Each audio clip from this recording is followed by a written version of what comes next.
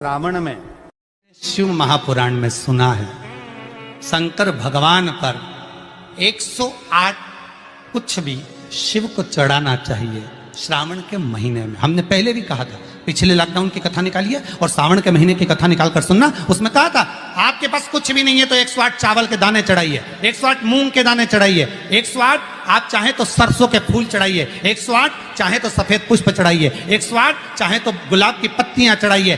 पर सावन के महीने में एक नियम बनाना कि मैं 108 ये वस्तु शिव को समर्पित करती। उसका कारण क्या है? तो स्कंद पुराण में लिखा है शंकर भगवान को सावन के महीने में जब हम 108 कोई वस्तु समर्पित करते हैं तो शंकर उसको लाख और करोड़ों गुना कर कर हमको पूरे वर्ष में प्रदान कर देता है। इसलिए श्रावण महीने में 108 की महत्व। पहला दिन एक बेलपत्र शिव को अपनी मनोकामना कर कर रोग दोग बीमारी तकलीफ कष्ट दूर करने के लिए शंकर के शिवलिंग पर अगर बन सके तो मंदिर में, आप लोग तो यहाँ हैं तो देवाधिदेव महादेव कंकर शंकर को चढ़ाओ। और अगर बेलपत्र नहीं हो तो बेलपत्र जो चढ़ी हुई हो उसी को धोकर वापिस चढ़ाओ। श्रावण के महीने में किसी भी एक सोमवार को अगर व्यापार नहीं चल रहा है, नौकरी नहीं मिल रही है, तो कोई तकलीफ आ रही है, तो कोई कष्ट आ रहा है, कोई रोग बढ़ रहा है, डॉक्टर से ऐसा लग रहा है कि ये बड़ी बीमारी बताने वाला है, शरीर में कोई गांठ पड़ गई है और वो जांच के लिए गई है, तो बिल्कुल श्रावण के महीने में किसी भी एक सोमवार को गंगा जल लेकर जाइए शिव मंदिर में। शंकर जी के मंदिर में थोड़ा सा गंगा जल नंदी को समर्पित कर कर, थोड़ा अशोक सुंदरी को समर्पित कर कर, थोड़ा गणेश और कार्तिकेय को समर्पित कर कर, थोड़ा सा गंगा जल जया विषहारा शामरी बारी दौतली और देव को समर्पित कर कर, थोड़ा सा गंगा जल शिवलिंग पर समर्पित कर दो। उस गंगा जल को वापिस झेल कर लेकर आओ। 3 दिन तक लगातार उस गंगा जल को पीना प्रारंभ करो। उसके बाद जांच के लिए आप कहीं पर भी जाइए, बाबा कृपा जरूर करेगा, ये निश्चित। श्रावण के महीने में किसी भी एक सोमवार को अगर व्यापार नहीं चल रहा है, नौकरी नहीं मिल रही है, तो कोई तकलीफ आ रही है, तो कोई कष्ट आ रहा है, कोई रोग बढ़ रहा है, डॉक्टर से ऐसा लग रहा है कि ये बड़ी बीमारी बताने वाला है, शरीर में कोई गांठ पड़ गई है और वो जांच के लिए गई है, तो बिल्कुल श्रावण के महीने में किसी भी एक सोमवार को गंगा जल लेकर जाइए शिव मंदिर में। शंकर जी के मंदिर में थोड़ा सा गंगा जल नंदी को समर्पित कर कर, थोड़ा अशोक सुंदरी को समर्पित कर कर, थोड़ा गणेश और कार्तिकेय को समर्पित कर कर, थोड़ा सा गंगा जल जया विषहारा शामरी बारी दौतली और देव को समर्पित कर कर, थोड़ा सा गंगा जल शिवलिंग पर समर्पित कर दो। उस गंगा जल को वापिस झेल कर लेकर आओ। 3 दिन तक लगातार उस गंगा जल को पीना प्रारंभ करो। उसके बाद जांच के लिए आप कहीं पर भी जाइए, बाबा कृपा जरूर करेगा, ये निश्चित। ये शिवलिंग जलाधारी यहां से जल अशोक सुंदरी के पास में से नीचे की ओर गिर रहा है, ठीक है। बेलपत्र नहीं है आपके पास चढ़ाने के लिए, मत चढ़ाओ। जल नहीं है चढ़ाने के लिए, मत चढ़ाओ। अक्षत नहीं है चढ़ाने के लिए, मत चढ़ाओ। पुष्प नहीं है शिव जी को चढ़ाने के लिए, मत चढ़ाओ। शमी पत्र नहीं है, मत चढ़ाओ। पर किसी शिवालय में, किसी शंकर के मंदिर में अगर तुम गए हो, तुम्हारे पास में कुछ भी नहीं है, जो भी भगवान का दर्शन तुमने किया है, तो यहां से जो पानी नीचे गिरता है, उस गिरने वाले स्थान पर मात्र अपने हाथ का 3 बार स्पर्श कर कर बाबा से दिल की बात कहकर आ जाओ, तो उनकी मुराद बाबा पूर्ण कर देता है। वो सहज प्रसंग है। पहला दिन एक बेलपत्र शिव को अपनी मनोकामना कर कर रोग दोग बीमारी तकलीफ कष्ट दूर करने के लिए शंकर के शिवलिंग पर अगर बन सके तो मंदिर में, आप लोग तो यहाँ हैं तो देवाधिदेव महादेव कंकर शंकर को चढ़ाओ। और अगर बेलपत्र नहीं हो तो बेलपत्र जो चढ़ी हुई हो उसी को धोकर वापिस चढ़ाओ। वापिस और सावन का महीना है, दिल से बाबा को रिझाए।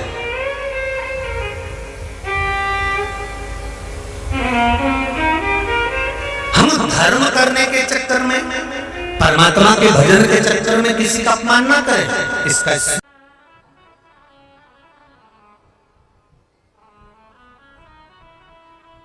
जब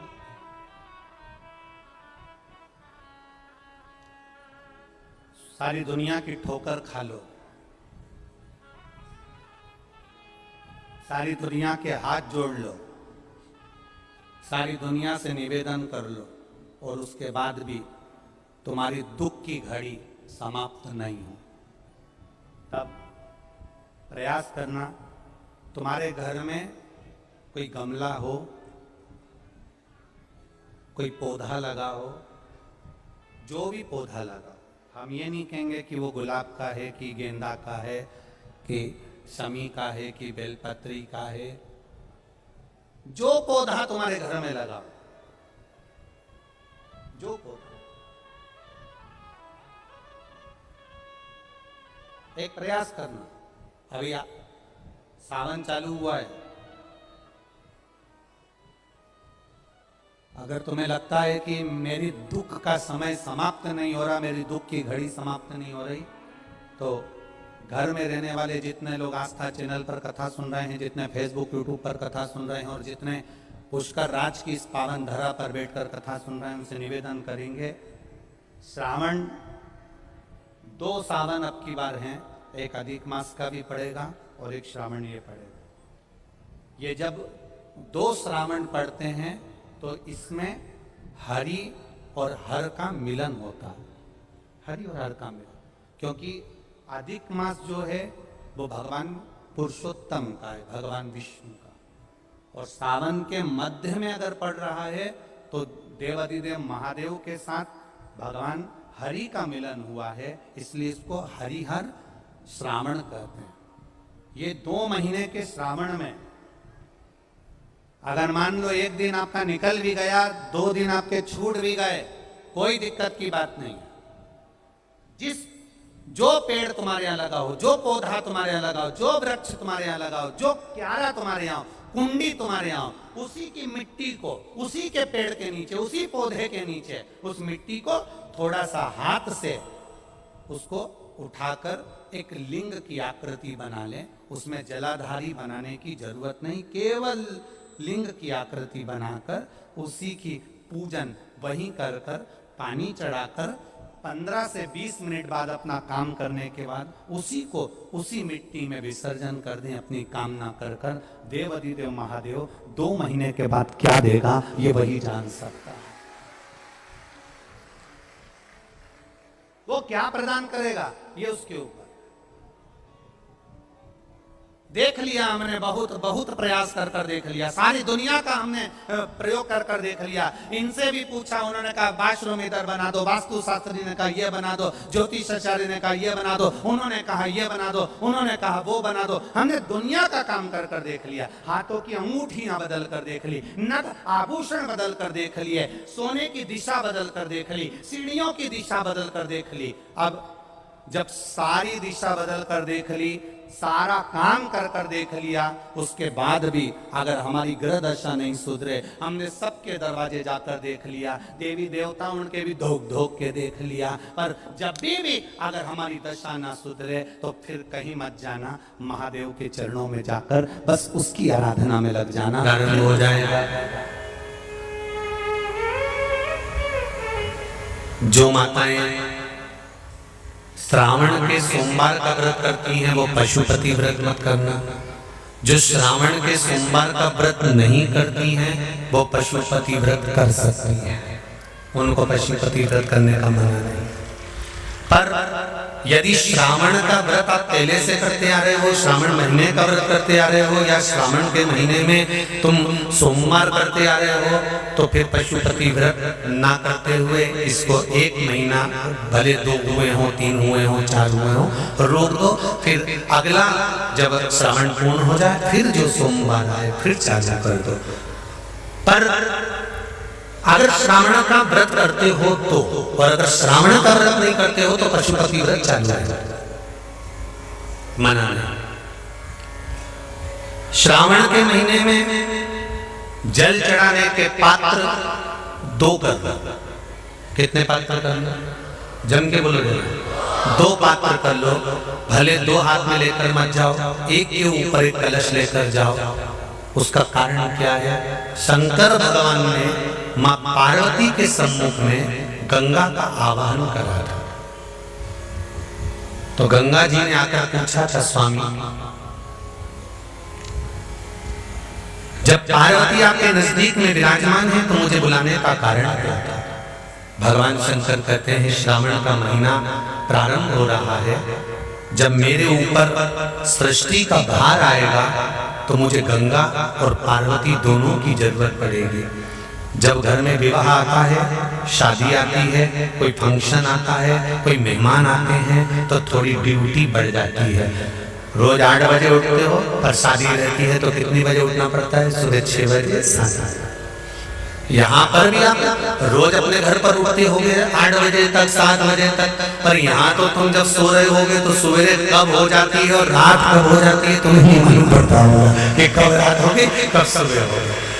लोग ढोलक पीते पीते पीते पीते 11, 12, 1 और तुम्हारी लग गई जबकि और बज गई 3:30, सब लग गए लाइन में नहाने और तुम भी भगी जल्दी से नहाने। और नहाने में कहा जाए तो माता इतनी चतुर, उन्हें का बरसती हो रही है जल की। भगवान भी सोच समझ के पानी गिराता था, 3 बजे से गिराना चालू करता था 6 बजे तक। उस बीच में भगवान को भी मालूम है मिश्रा जी कहाँ से नल लाएगा, इसलिए उन्होंने चारों तरफ से पानी गिराया। बोलो सही है कि गलत है?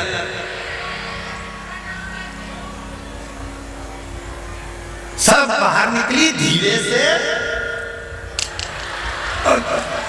इतनी चतुर राम जी, गजब के चतुर चतुर लोग आया है, गजब।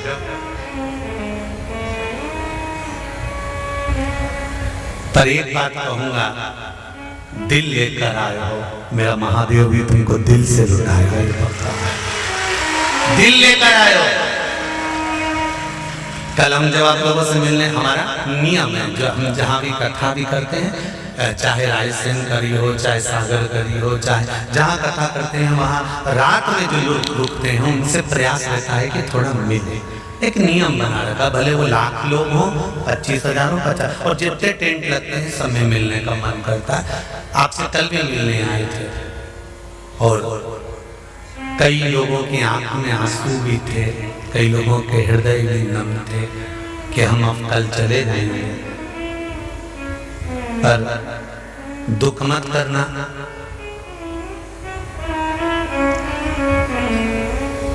दूसरा कोई स्थान हो वहां से जाओ तो वापिस आने की गारंटी है कि नहीं है, पर यहाँ तो सील और ठप्पे लगाकर भेजता है कि वापिस बुला लाएगा। तो फिर क्या दिक्कत?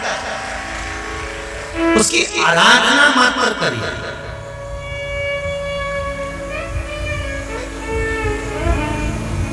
खूब धनपति भी बैठे हैं, खूब, आप लोगों में कोई कमी नहीं है। किसी की यहाँ जमीन है तो किसी की गाड़ी है, तो किसी का बंगला है, किसी की सत्ता है, किसी का आनंद है, बहुत बैठे हैं। पर आप लोगों ने 7 दिन जो कथा, एक ये पटिया लगा हुआ है, तख्ता लगा हुआ है, और उस पर आराम से सोकर 7 दिन कथा का रसस्वादन जो करा है, वो जिंदगी भर नहीं भूल पाओगे।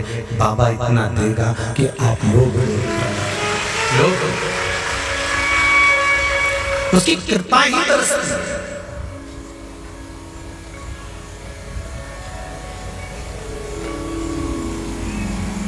उसकी कृपा बिना कुछ नहीं। तेरी कृपा बिना नहीं ले एक भी लेते श्वास, तेरी कृपा से तनो तनो। बाबा की कृपा होती है तो आना होता है।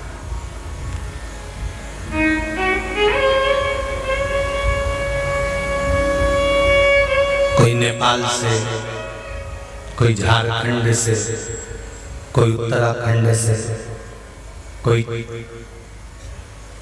चेन्नई से, ना जाने कहां कहां से पधारे, कोलकाता से शिव कृपा है। कावड़ का जल लेकर, हाथ में जल लेकर जितने कदम चलकर हम शंकर के मंदिर तक या बेलपत्र के वृक्ष तक जाते हैं, जितने कदम चलते हैं उतने तीरथ हम पार कर शिव के नजदीक पहुंच जाते हैं। उतने तीरथ पार कर सारे तीरथ धाम आपके चरणों में, हे भोलेनाथ प्रणाम आपके चरणों में। सारे तीरथ वहीं पर है, वहीं। पहले कथा में कहा 33 कोटि देवता शिव जी के शिवलिंग के पास, 33 कोटि, पूरा परिवार तो है ही, 33 कोटि देवता जहां से जल निकलता वहां विराजमान होते। तो देवता सब वहीं पर है, तो बैकुंठ कहां होगा? ब्रह्मलोक, इंद्रलोक, जल लोक, वरुण लोक, गरुण लोक, सारे लोग वहीं। इसलिए शिव जी का मंदिर नहीं होता, शिवालय होता है। क्या होता है? शिवालय। शिवालय का मतलब होता है लय, लय मतलब इसमें विलीन हो जा, शिवालय इसमें समा जा।